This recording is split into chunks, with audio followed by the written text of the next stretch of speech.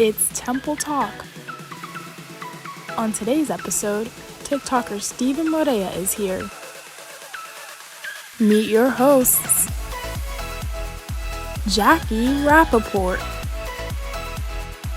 Baker McNamara, Connell O'Brien, Cameron Scrivens. Also with Ashley Muir, Maggie Fitzgerald, Kat Ottenreed, Sarah Casella, Cy Bergato, and Olivia Rocchiro. From Temple University, this is Temple Talk.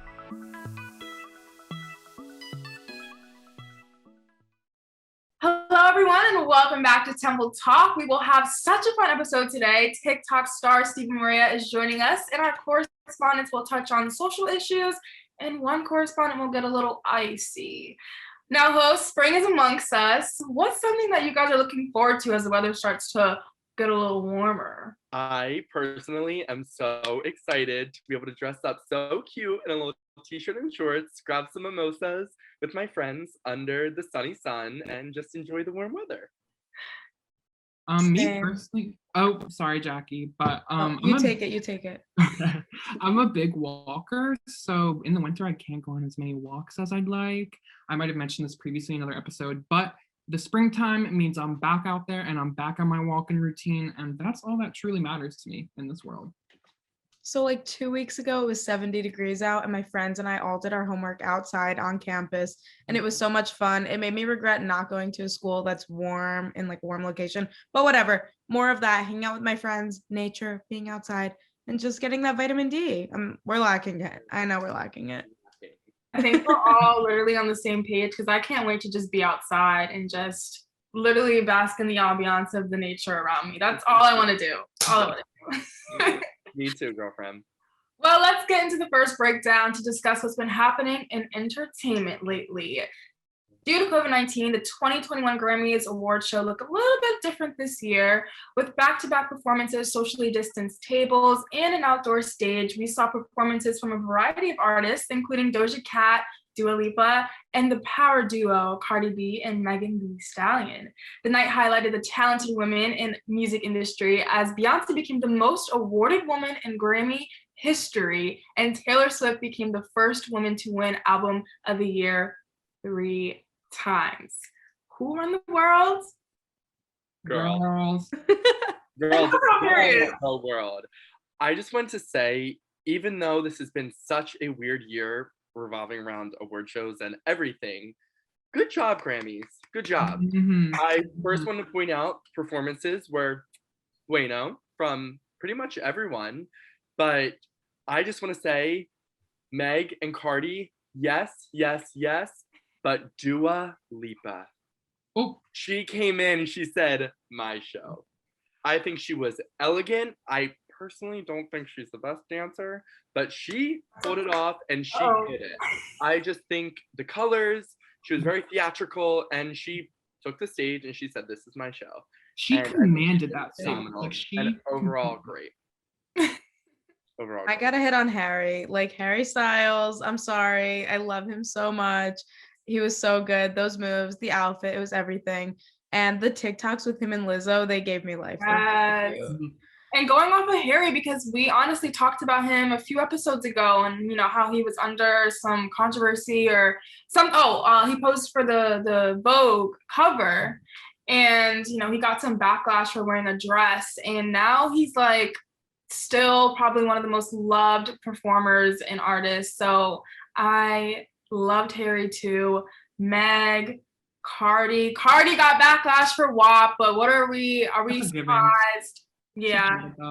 And I can't not address the Queen Bee herself. I mean, 28 Grammy wins? What? Just seeing her there was enough for me. And then when she got my mind. How about the fact that they know that she does not show up to any award show, so they probably were like, you have to come, like you have no choice but to come, or they probably told her that she is gonna, win. Intern spilled the tea on that one. Also, her little baby got her first Grammy. Like, I forget what it was for, but she did something, and she's the youngest person, I think, to ever win a Grammy. And I was like, as you should. Power. As she should. The power. It's I the know. family. It's the whole family for me. They are just In the blood. yes. Baker, if you want to touch on Dua Lipa, I know you want to talk I about. actually okay, so first of all, I definitely want to say that I'm a freak for award shows. Like, they are literally my jam. And the Grammys this past year, I enjoyed that more than any other award show I've watched in the past probably 3 to 4 years. So that was a huge shocker to me. I really wasn't expecting that, especially since it was a COVID production. So that was amazing. And Dua Lipa, if we're going to talk about a transformation, a stage presence transformation, Dua Lipa is a textbook definition of that. It was a meme for a while that she had 0 stage presence. She could barely move. Yeah. She fully owned that stage at the Grammys. Like, I was literally floored. I was like, wait, Dua, I had no clue you could do this. Her outfit changes, I almost passed Impeccable. out. I almost passed out. Like, that is phenomenal. And speaking of outfits, if you guys stay tuned for this episode, we will be playing a really fun game at the end. But I just want to switch gears a little bit because in a recent interview with Oprah Winfrey, Meghan Markle and Prince Harry spilled all the tea in their lives while a part of the royal family. And Meghan discussed her experience with suicidal thoughts and the family's concerns about her son's skin being too black.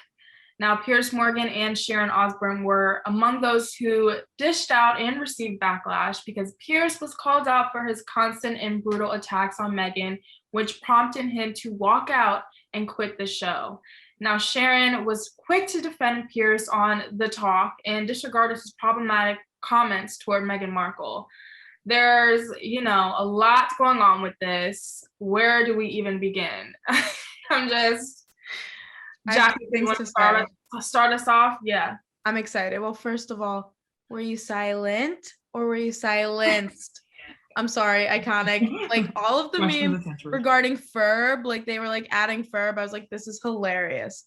The thing about Piers Morgan is I saw another tweet. I'm sorry. Like, can you tell where I live?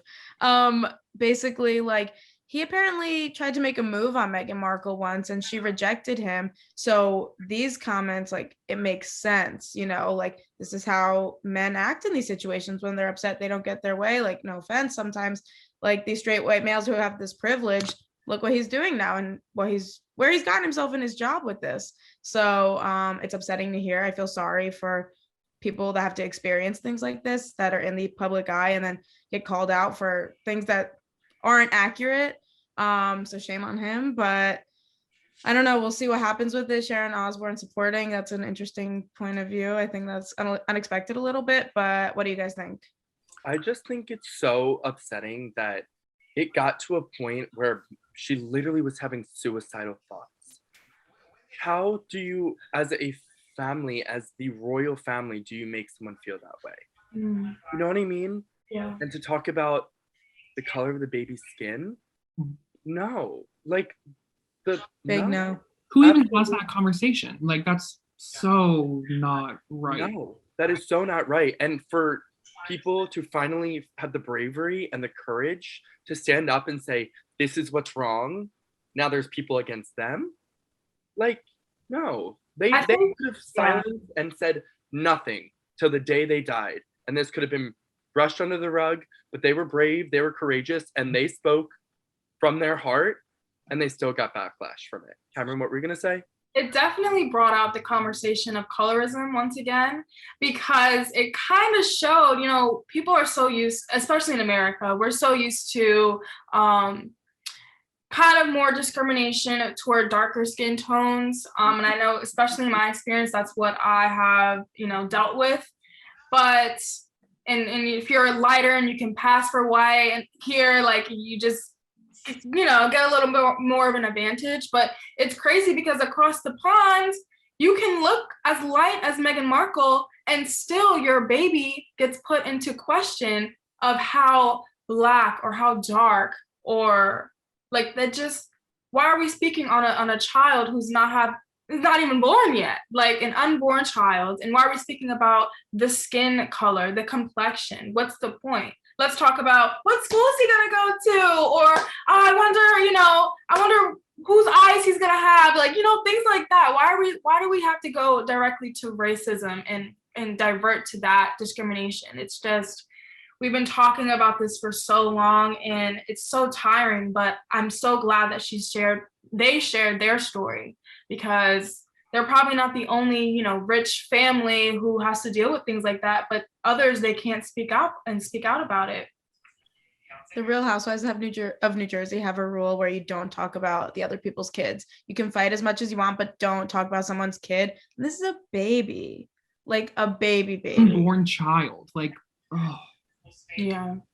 Overall, though, I do think that this was one of the most impactful interviews within recent years. Like, the themes and the topics that they touched upon, they knew they weren't going to be widely received, but just that they were having these conversations between two women of color on primetime television is so impactful and so monumental and worth mentioning, I think, in this conversation. Another win for Oprah. Exactly. And oh my God, winning. She's the greatest interview of all time. Like, that was a phenomenal interview. Like, her pauses are so perfectly placed that chef's kiss. And she gave us memes out of it, so. Exactly. Thanks, Oprah. Thanks, Oprah. Thanks, Oprah. And Meghan, we love you. Of course. Well, moving on to a little bit more of a heavier topic, we want to take a moment to acknowledge the recent Atlanta spa mass shootings and the violence and hurt inflicted on the Asian community. Hate crimes must stop. Racism must end. Our hearts go out to the families of the 8 victims whose lives were taken that day. And our correspondent Maggie Fitzgerald has more on the important topic and how some celebrities are showing their support for the Asian community. Take a look. Anna Mae Wong, Bruce Lee, Jackie Chan, Lea Salonga, Sandra Oh, Randall Park, Lucy Liu, Janae Aiko. Just a few of Hollywood's most acclaimed stars who have left their mark on the entertainment industry and have paved the way for many others. Countless musicians and entertainers of Asian descent have been praised for their work for years, yet the everyday people within the community they represent are currently finding themselves as targets of verbal and physical abuse nationwide. Hate crimes against the Asian American and Pacific Islander community have been surging since the beginning of the COVID-19 pandemic. Violent attacks have gone up about 150%, with 68% of the victims being Asian women. Being a non-Asian consumer of Asian media and pop culture should not be the gateway to being an advocate for this community. It is important to advocate against anti-Asian racism and further amplify Asian voices. Dozens of Hollywood stars have taken the opportunity in condemning the recent surge in anti-Asian violence. Celebrities like actress Lana Condor have shared messages to their fans imploring them to support the Asian community during this time. Actress Mindy Kaling also took to Twitter, writing, "The targeting of our Asian brothers and sisters is sickening, but not surprising given the normalizing of anti-Asian hate speech in the past year. We have to stop Asian hate. Enough is enough." Broadway star and Emily in Paris actress Ashley Park opened up in an emotional Instagram video, vocalizing her hope for the younger generation to live in a world where they have the tools and the allies to conquer these issues. This racism starts at a very small level. It starts with things that you say. It starts when someone calls a virus that shut down the whole world the Kung Flu virus, but it also starts when you roll your eyes or make fun of the Asian waiters and Chinese delivery food people. To do your part as an effective ally, report hate crimes to Stop AAPI Hate to help their mission in conquering heightened racism and xenophobia. Support Asian-owned businesses, in addition to checking in with your Asian American friends and providing them continuous love and support. As a society, we must condemn hate and create a safe environment for all communities instead of turning a blind eye.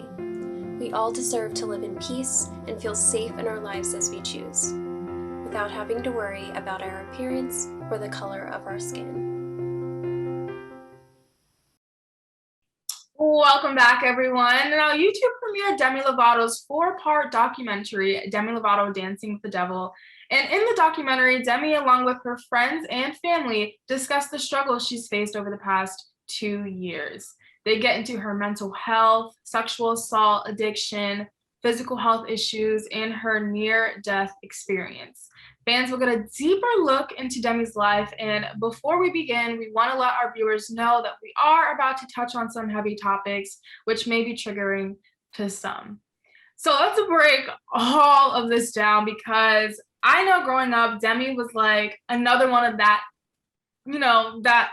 she was that girl, an it girl. And you would have, and I watched the first episode because they're releasing it like episode by episode, and they all said that Demi is so good at hiding like what's truly going on with her. And that's scary because she dealt with so much drug abuse to a point where she had 3 strokes, a heart attack, and a whole near-death experience, overdoses. I mean, there's nothing she hasn't gone through at this point, and we had no idea as fans that it was that bad. How did you guys like look at this whole situation?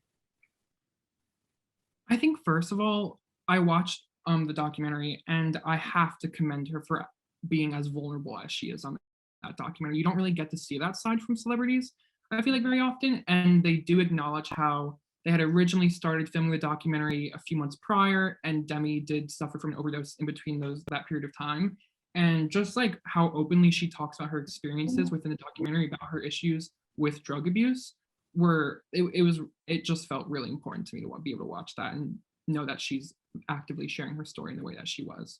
I completely agree. And especially because with her vulnerability, she has been a person that has opened up about, she goes through, like you said, Cameron, she goes through many things. She has been through every and anything you could even think of. And by her being able to be so vulnerable, she touches many groups of people, from drug abuse to sexual assault, et cetera, et cetera. And there are still people that attack her, bully her, and make fun of her after the absolute most vulnerability you could get from a human being. And as a celebrity, she doesn't need to open up about all of this. She doesn't. But in her heart, she knows that it will help people and it can change many people's lives. And just from being literally Demi Lovato, and obviously we've all grown up watching her from Camp Rock and, Sunny with a Chance. I remember sitting there with my friends and my family being so young and literally being like, wow, it's Demi Lovato. Demi Lovato. I remember sitting in my cousin's basement. It was June 20th, I had to say 2008. And it was my first time watching Camp Rock, and I was so excited. Little did I know, and you guys know as a child, that she was going through all of that, especially with her opening up about being raped and sexually assaulted during Sunny with the Chance. Yeah. Wow. What do you guys think? Yeah. And I think, putting a spotlight on things like this, she kind of touched on it a bit in the first episode, where it's like, it's almost like she's weak, but she feels like she needs to be strong for her fans. Like you see all the fans like, we love you, and like she's made such a huge impact on my life. But what about, like, she had to take a step back and realize, I need to take care of myself, because if I don't, like, and I'm too busy taking care of my fans or like trying to help other people, I'm gonna deteriorate. And that's where, near-death experiences happen. That's where you get into your head. And I'm glad that she's kind of over this hump and over the hard part. But maybe the hardest part is staying sober, though. Maybe that's where it gets even harder. And I do commemorate her as well, just kind of sharing this story and making it clear that it's okay to have these thoughts, but you need to talk them through or go in this route, not look to substance abuse. And oh man, Jackie, what do you think about this whole thing? It's emotional, and I think it hits close to home. I think it's scary to see someone with that level of power. You would assume with that type of money, with the level of friends that she has around her, that she'd be able to overcome everything. But it's all around us and we don't even know it. And the fact that she hid everything so well is even scarier. As a person, we're young, we're around people going through the same thing she's going through, and maybe we don't know it. It's upsetting because I remember, like, we're talking about Sunny with the Chance. I remember watching the premiere of it on Disney Channel as a kid. Like, that's what we watched. She was a huge part of our lives, and to know about the things that go on behind the scenes, and like, this is just a part of our growing up now, in high school, learning about Me Too and hearing all of the allegations. And then you go back and watch a movie and you see names of these people on these movies or on these TV shows, and the horrendous things they were doing. You can't even watch content the same way anymore, like, to think about what we really know now as adults. And it's sad. I feel sorry for her. And the other sad thing is to think of how quickly it can change. She 1 second was like, I'm just gonna have a glass of wine. Why do I need to be sober? I can handle it. I can have a glass of wine, and then half an hour later, her drug dealer's on the way. Yeah. It's like, how real is this? Super real, and it happens everywhere. I feel so sorry for her. And, I know she has like long-term effects after the, stroke and heart attack or strokes. She's like partially blind now, I think. And I hope we have her for the rest of our lives and that she can be okay, because I'm thinking about, how long do we have her for? I hope forever. But it's really sad to know how many people are on this spiral, on this journey that she's on too. And, we support you, Demi. We love you. And all of your fans are thinking about you. I have chills right now just thinking about her. So I care about her so much. I know we all do, even if you don't follow her after, what a big deal she was for us. So we're here for you, Demi.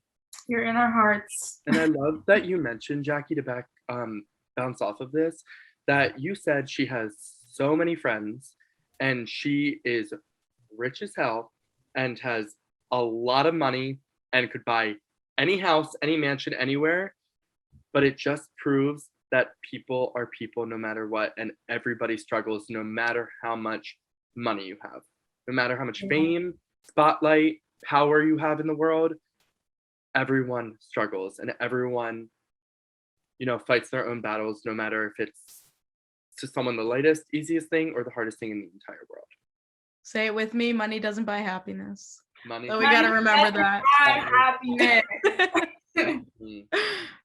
Yeah, I mean, just to close out on Demi, it's more like, if you are watching this documentary, I hope that you learn something from it. I hope that you take that and ask your friend who you think is the strongest friend that you know, are you okay? What do you need? It's really those little things, I think, that could help a person.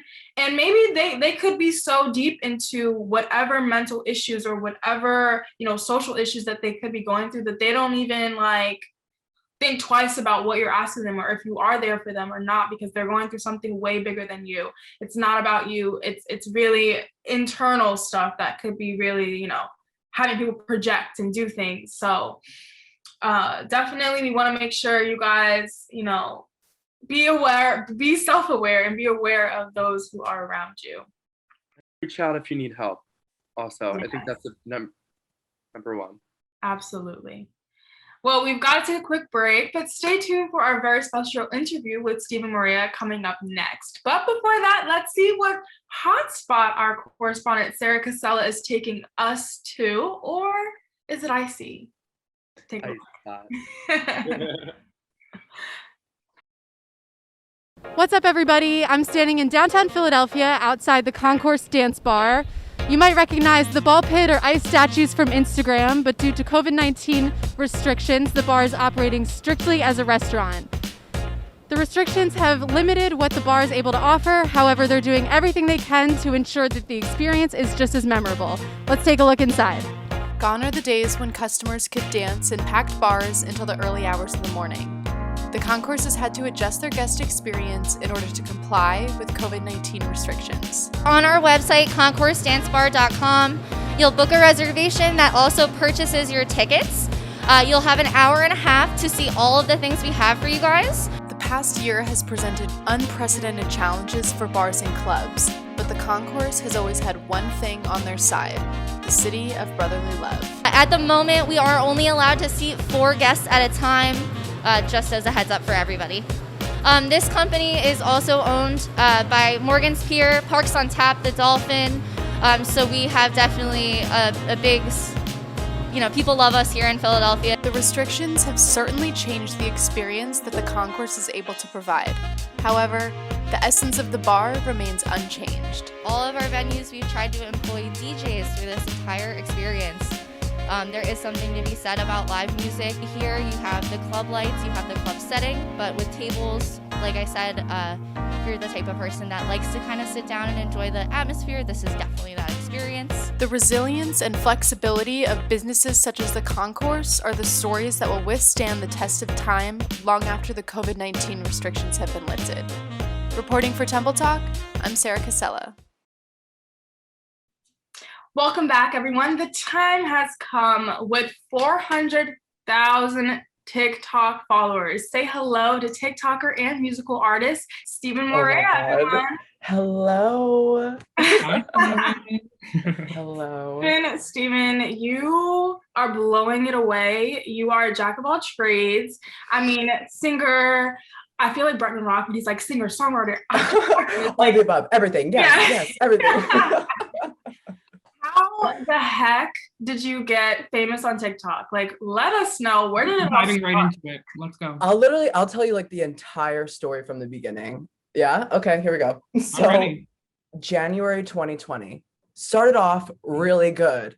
Didn't end up that way, but like as everyone else's. But I posted this random video.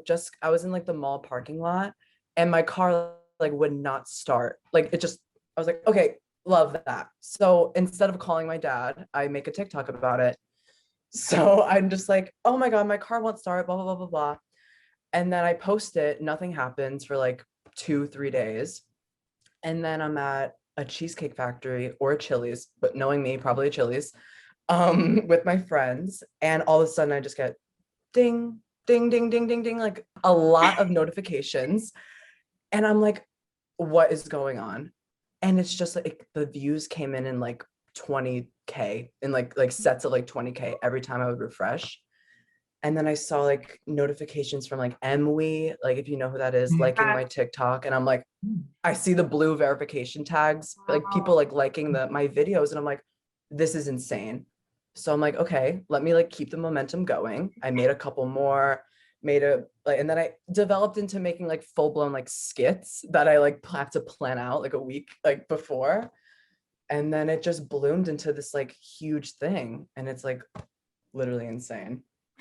I have a question for you then. Like, how much thought goes into every single TikTok that you're making? Like, are we doing multiple takes? Are we writing? Like, how much preparation is happening? When I was my first account, I got like, this is actually the reason why I stopped posting on my first account, because I got so not like obsessive, but like kind of like too detail oriented for a TikTok.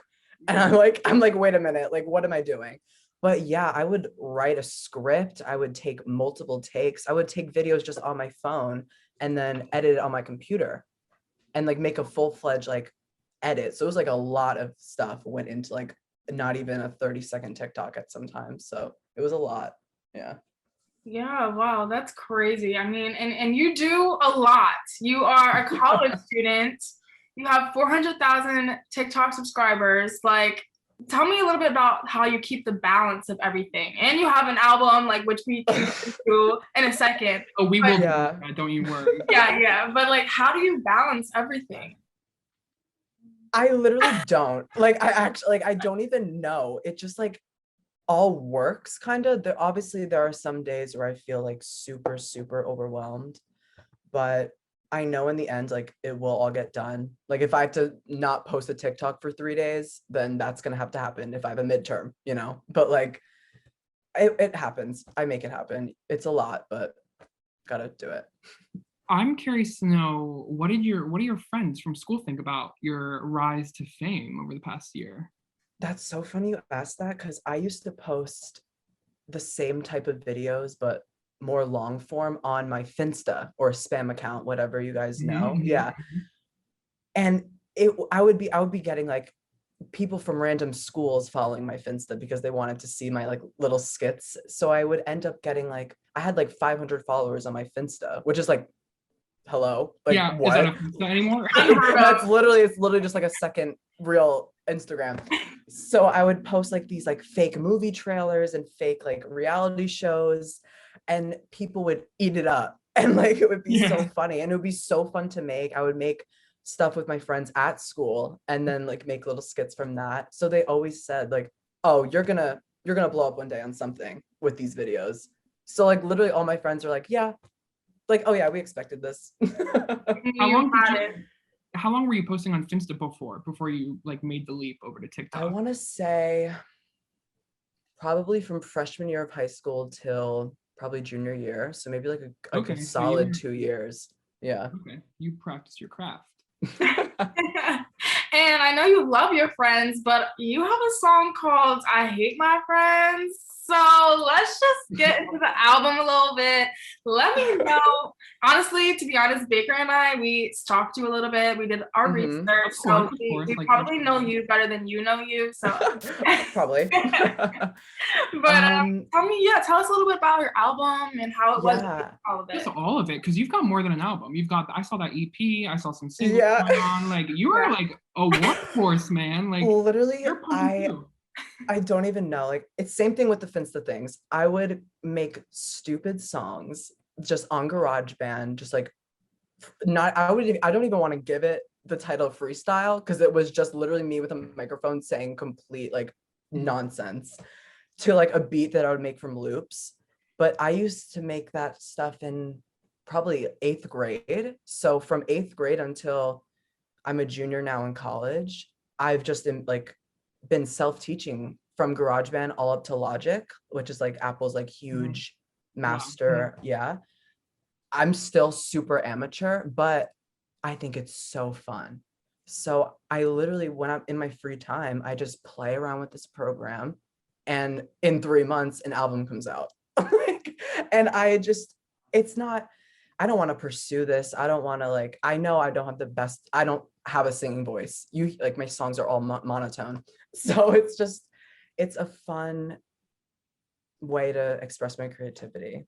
You're selling yourself a little short here by saying that you're an amateur, because I'll tell you what, I could not even touch the things that you were doing in that music. So thank you. I appreciate that. Thank you so much. And then so you're doing all this stuff. So where do you hope to go in the future? Like you've got your business school happening, you've got your music. Yeah. So right now I am just focused on school because I'm so close to being done. Like I just got one more year left, get that degree. Right. I see a lot of my TikTok peers not following the path that I'm on and just like ending high school and going straight to into like influencer life, which the opportunity has presented itself to me. So it is very like, oh my God, like what do I do? But I think I'm gonna be smart, graduate, get my degree, and then I'm gonna see where this takes me. I'm not gonna be like, okay, no more degree, hang up the phone. And then just because TikTok is so like, you don't know what's gonna happen. So like, yeah, very much. I was gonna ask, I know it's a fun platform where you get a chance to express yourself and be funny and just be crazy, be yourself, but does it ever seem to be a little bit toxic, or social media in general my face like the whole reason I ditched my first account and made a complete second account is because I started becoming literally obsessed with the analytics and the numbers, and I am not the person who ever really cared about that stuff. So when I finally noticed, I'm like, wait, why am I checking my likes on this video I just posted 3 minutes ago 60 times already? And it became like everyone expected the skits every day. Like it wasn't like an every week thing. Like it was like, okay, like every day, like, oh no, post like another POV, post another blah blah blah. It's overwhelming because people expect a lot from you. And it's funny because I used to look at these like TikTokers and they had such like a casual persona. I'm like, oh my God, they don't care about like numbers. They don't care about analytics.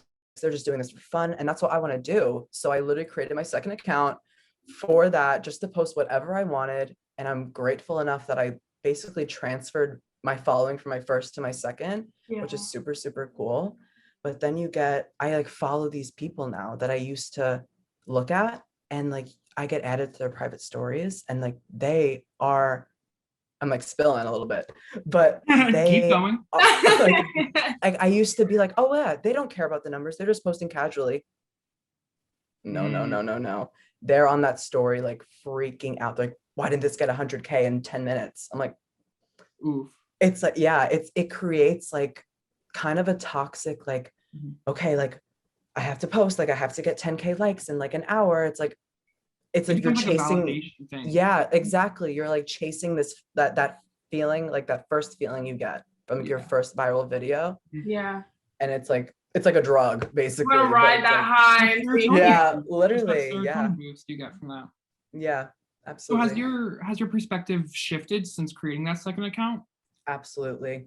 I like, cause it wasn't fun for me anymore to create the skits, because it was like more like a chore. When I first started it, it was more like, oh my God, this is so funny. Let me create a skit about someone being locked in my basement, you know? But then it's like, oh God. Yeah, it's like, oh God, I have to look at the trends and make a skit based on this trend and like make sure I do the right hashtags. It was a chore, and I just didn't want to do that anymore. So I switched. Especially because the landscape is always changing on TikTok, like faster than any other social media. Like the hashtags that are being whipped out on a day-to-day basis. I'm like, how are these people even keeping up with like what hashtags? But then there are literally weeks where there's nothing going on TikTok. Like literally right now, there hasn't been a new dance in who knows how long.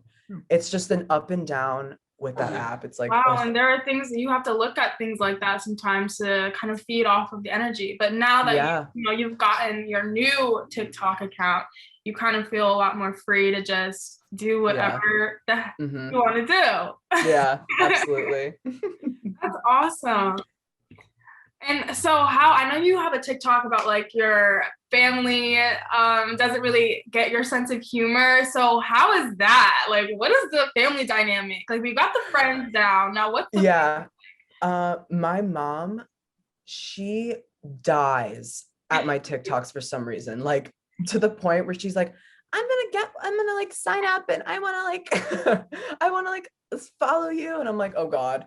Like I don't. Stephen's mom. It's gonna be Stephen's mom. That's it. That's her at. Yeah. And I'm like, I post stuff that it's literally like so Gen Z humor that it's like borderline not funny, but like we'll find it funny, and she just won't get it. So I'm like, are you sure you want me to send this one to you? And then she watches it. She's like, oh, like haha.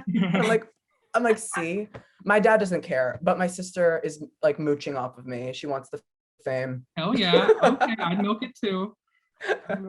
What do they think about the exposure? Like avoiding like the content side of it, like just like the amount of people that are following you and interested in you. Do they think anything about that? My mom and like all of them, all three of them, they think it's like insane. Yeah. Like my mom can't wrap her head around like that number, like 400K. Like when you look at that number, like that's a small city. It's like literally that is an insane amount of people that know my face and my name. Like that is like what? And like my mom and my sister both go like, oh my God, like, but my sister's more like, wait, I want that for me. You gotta hack your account one of these days. And we're gonna she will. Oh yeah, she will. It'll be my sister's name instead of mine. I'll be like, wait a minute, what's going on? Now, among all of the TikTokers, all the influencers, who would you say is like your number one inspiration? Or maybe you have a few inspirations. Yeah. Oh, I know. Miss Emma Chamberlain. She's literally doing amazing. She stays in her lane. She's never in drama, like literally ever. It's impeccable how she's able to stay out. Literally, she does her, like, she's not like, I don't know if you guys are like up to date with this YouTuber stuff, but she's not going to like Saddle Ranch or like going to like she doesn't do that stuff. And I just appreciate that. And she just makes her videos, makes her bag, and just does what she has to do. Does what she has to do. And and she has her coffee business. Like she took one thing and made it her entire brand. And now she's loaded. She's a mogul. So like, yeah. like literally, did you see her house? That's what I was literally Loaded. about to say. Her house is insane, dude. Like, Oh that my is God. not a 19-year-old girl's house. Like whoa. And she's 19. Like she's literally a year younger than me, and she has accomplished so much. It's Really? like truly, it's like actually inspiring. Yeah. So I would say her 100%. Have you gotten that Emma follow though? Is my question. No, but Okay, so I've she's gotten the 4 Emma likes. Okay. Okay, we're That keeping counts, that count. counts for something. Yeah, counts for we're keeping something. count because now it's gonna be a follow. It's gonna be a follow. Right. I'm just waiting. I'm waiting. I hope. And then Ellen has to see your Ellen TikTok because that one's like the big. Oh my God. She'll ban me if she ever sees that TikTok. I think she would laugh. She would find it so hilarious. I think she'll laugh and then send me a lawsuit. yeah, you would definitely hear from more people. Right behind Denny's. 100%. Right behind Denny's. Oh, Denny's, absolutely. Well, thank you so much, Stephen. Thank We you. loved talking to you. This has been an amazing interview. What would you say as we close out? What would you say to any new influencers or people who look up to you and want to do what you're doing right now? What would you say to them? Don't care about the numbers. It's hard. I know it's hard to not look at the numbers, but trust me, your stress and anxiety will go away if you just post what you want. Hold on, let me word this right. If you put out content that you like, then the people that you want to reach will come. So don't look at what's popular. Obviously do that for inspiration, but don't change your content to fit other people's wants. Well said. Amazing. Stephen, Morea, everyone, thank you Thank so you. much. Thank you. And welcome to our correspondents who have joined us here at the table. We have Ashley Meir, Olivia Ricciero, and Kat Ottenreed. We are doing another game, guys. You loved the game from last episode, so we brought it back. Now we are doing Rate the Red Carpet. So, the 2021 Grammy Awards, we had some people stepping out. So we are going to be rating their outfits from 0 to 10. Hopefully nobody gets a 0, but we will see. Our co-EP Joe is going to get us started off. Okay, guys. So the first outfit is Dua Lipa. You have 10 seconds to answer. Can I do like point something? Yeah. Okay. Yeah. Well, I can't write. Are you waiting to show her? And reveal. Goodness. Is this backward? 9 out of 10. Oh. I'll just get a big 9. 9. I give it a 9.4. Okay, she killed it. 9.4. Yes. 4.5. Does anybody deserve a 10? Other than Harry Styles. He's a harsh critic. Oh, I was gonna say respect. Nobody's perfect. This outfit is just great vibes overall. It was exactly what I wanted. Those shoes are everything. Like she just has it all put together. Her body in this outfit, whew. I feel like her longness is perfect. Like she has super long legs and long arms, so it's perfect. Like if she was super short, not against people who are short, but you get what I mean. It's like for a taller person. Word of the day, her longness. Longness. Okay, All right, guys. who do we got? So our second outfit is on Meghan the Stallion. Miss Meg. He killed that.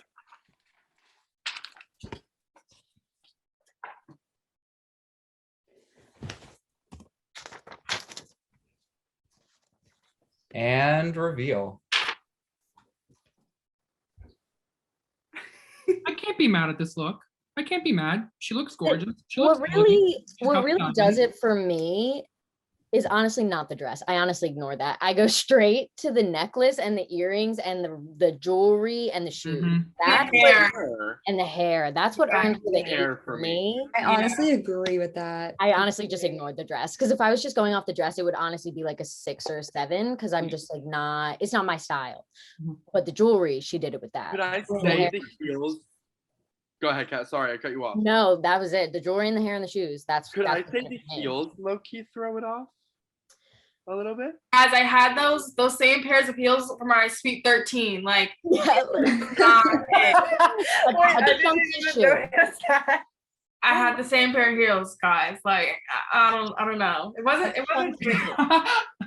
I'm done. Okay. So your next outfit is on Harry Styles.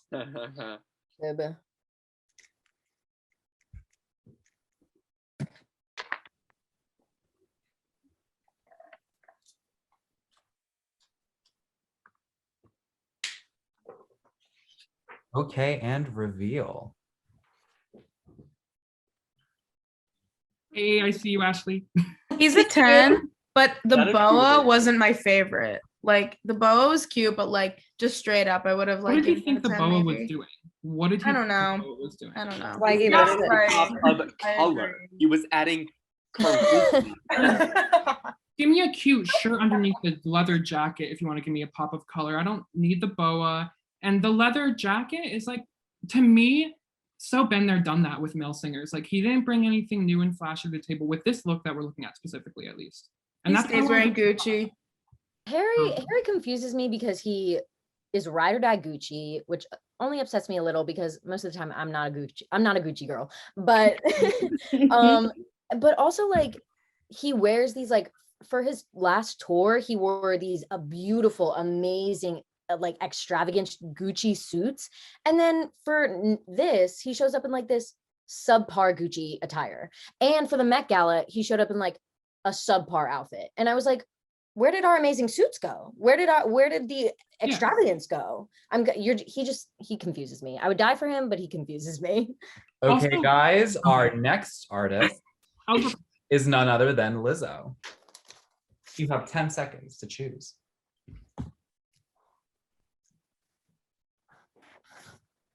She's so beautiful. I love her so much. I hate me. Oh my god. Okay, reveal your answers. Oh, I didn't even pick. Whoa, okay. Connell, twinsies. The material was cute. And I love her. Like she rocks everything she wears, but like it wasn't for me. It wasn't for me. Honestly, I hate a red carpet dress that gives me prom vibes. I wish I could change my answer. I changed mine. I love the color. I love the way it drapes on her body. I think the jewelry is very complimentary to the color that she's wearing. Like it matches that sheer green that she's wearing. Yeah, I really kind of can't be mad at this look overall. Like I think it looks good on her. I think it's a super cute dress. I could be mad. But I could be mad. I don't like it.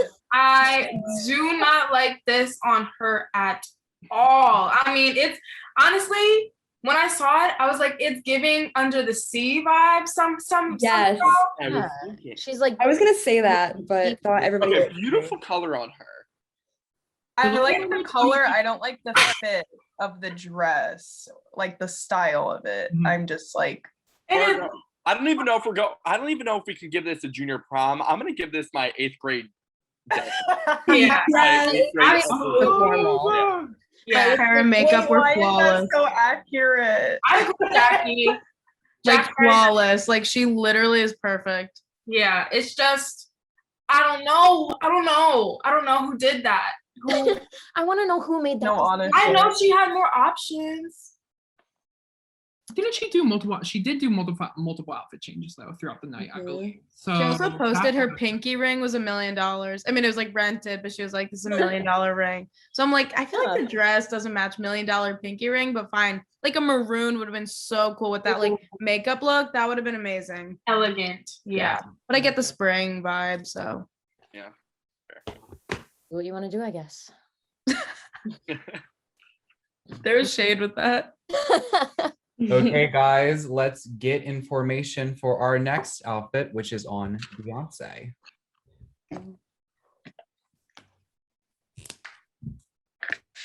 Okay.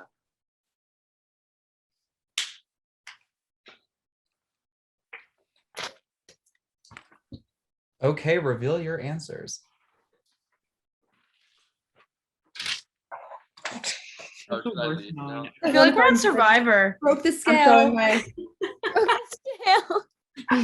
This is why I voted you off. I mean, I saw the sketches before she wore that, and well, not after she wore it, I saw the sketches, but I don't like it. Everything she always does is just so put together. Like you have to think about from the eyebrows all the way down to the toe. Okay, like you nothing has to be out of place, and nothing was out of place for Miss Beyonce. I gave it a 9.5 because of her hair. I think that they could have done something better with it. And I know, like, her outfit, I'm looking at it right now and it's perfect. It gives me major, like, on the run tour vibes. Yes. Very, like, So what would you aggressive. like to see her hair look like? I think maybe if it was up. I agree. I love, The like, if earrings. you wear a shoulder off the shoulder with, like, a high ponytail or something. I think the hair is what whipped it together. Yeah, I like the hair. I respect that. The reason I gave her an 8.2 was because I think the earrings are bomb, but they got lost. So, and I know what you mean, Ashley, is because like her hair was killer and so were her earrings, but they were both going down together.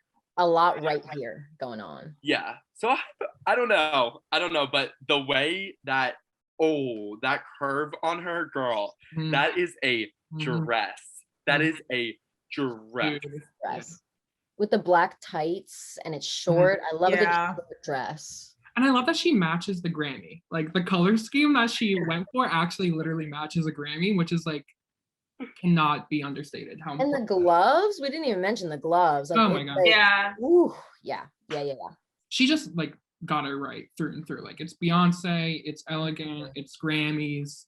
Check. And like Cam said, it's all very put together. Like I love that when you just see someone and you're like, that is effort in every single aspect. You are completed. You plan this out. You just did that. You did that. I love that. Okay, guys, our last and final outfit of the night is going to be from Doja Cat.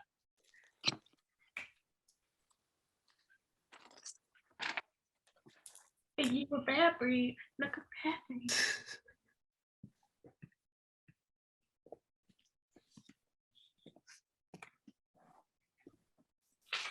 I take it back.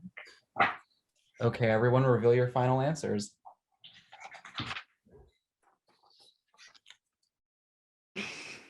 My God, I was so high. Oh, I was generous. What are Cameron's thoughts on this one? It was an outfit. She was a high roller. I hate it. I can't even look at it. Like it's hideous. I'm sorry. Like I'm trying to find something good about it and I'm struggling. I admire that she took a risk. Like me too. I agree. And I also know that the top that she's wearing is like high fashion. I don't know exactly what designer is, and so is the bottom part. So it's like combining two different designers to make but it. I like the top, like the top with a different bottom. Yeah, I feel like it could look a lot better if it just had a different. I feel like I like the bottom better than the top. I don't know, because I don't like when I'm looking at a piece of clothing and I'm anxious that it's literally about to fall off your body. I do not want to be looking at you on a red carpet and being worried about a nip slip. Like that's not my job to be worried about that. That's your job to be worried about that. So like if your outfit is making me anxious, I don't like that. But also the thing about Doja is she's weird. Like, and she'll say that proudly. She's a weird, like out there kind of girl. And this is a very Doja outfit. Definitely her personality. Her makeup is yes. That's what I was gonna say. I really like her makeup. Yeah. Yeah. Really good with the dress, the makeup. Yeah, That was a perfect agreed. match, honestly. Giving me a little bit of like Susical vibes. I don't know. God. No. So right. That is No straight up way. an 8th grade musical Susical. Like Yes! That is Straight out a of the Bird Woman number 3. I did it in the Bird girl second grade. too. I was a bird girl back in the day. Wait, same. Wow. You know what? In It like all second grade. comes back The around. pink? Our weird Full theater. circle. Full circle. Your queen. Well, guys, that concludes our game for the day. It concludes our episode, but thank you guys for tuning in, and special thank you goes out to Stephen Morea for gracing us with his wonderful presence. But before we go, I can't close without acknowledging Temple Talk won Best Variety Video at the Intercollegiate Broadcasting System Awards a few weeks ago, and we cannot thank George Cummings, TUTV, Jenna Mealy, all of the hosts from last season, everybody who was involved. I mean, our first big award, and we are so excited to earn some more. So thank you guys so much for being a part of Temple Talk and Temple Talking with us. And we will see you guys next time on Temple Talk. Woo!